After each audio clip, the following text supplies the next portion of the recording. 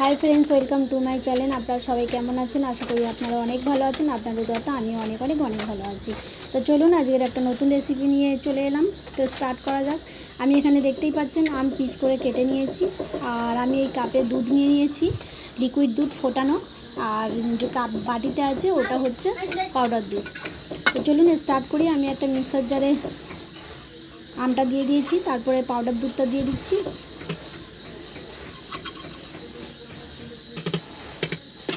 দিয়ে এবার লিকুইড দুধটা দিয়ে দেবো। দেখুন লিকুইড দুধটা আমার অনেক ফোটানো বলে কি সুন্দর ওপরে সর বসে গেছে। তো আমি হিসাব মতো দেবো, বেশি দেবো না, কারণ বেশি পাতলা হয়ে গেলে আবার ভালো লাগবে না, যেহেতু আমি এটা আইসক্রিম তৈরি করছি, আমের আইসক্রিম। তো চলুন আমি গ্রাইন্ডার করে নিয়েছি।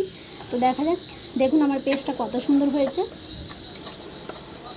তো এটা আমি আমার আইসক্রিমের যে কাপ ছিল আমি সেইগুলোতে ঢালছি। যটাতে হয় জানি না কটাতে হবে, তবে আপনাদের হিসাব মতো আপনারা যেখানে খুশি বাটিতেও করতে পারেন বা কাচের কোনো ভালো জিনিসে। তো আমার আইসক্রিমের মগ ছিল, তো আমি ওই আইসক্রিমেরতেই দিচ্ছি।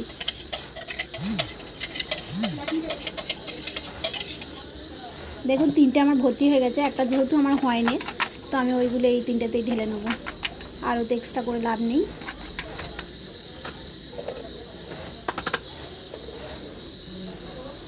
তো আমি এটা তিনটেতেই ঢেলে নিলাম। দেখুন কত সুন্দর ঘনত্ব হয়েছে। আর হ্যাঁ, আর একটা কথা, আপনারা চাইলে চিনি দিতে পারেন, তবে আমি যেহেতু দুধ দিয়েছি, আবার লিকুইড দুধ দিয়েছি, আর আমটা অনেকই মিষ্টি, তো আমি ওই জন্য চিনি ব্যবহার করিনি।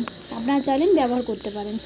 তো চলুন, আমি এটা কিছুক্ষণ ফ্রিজে রেখে দিয়েছিলাম, তারপরে বার করেছি, আর এটা একটু ডেকোরেশন করে দিয়েছি। একটাতে দেখুন কিশমিশ আর বাদাম দিয়েছি, একটাতে একটু চেরি দিয়েছি, একটাতে সব রকম মিক্স করে দিয়েছি। তো দেখুন আমি কাটছি, কত সুন্দর লাগছে।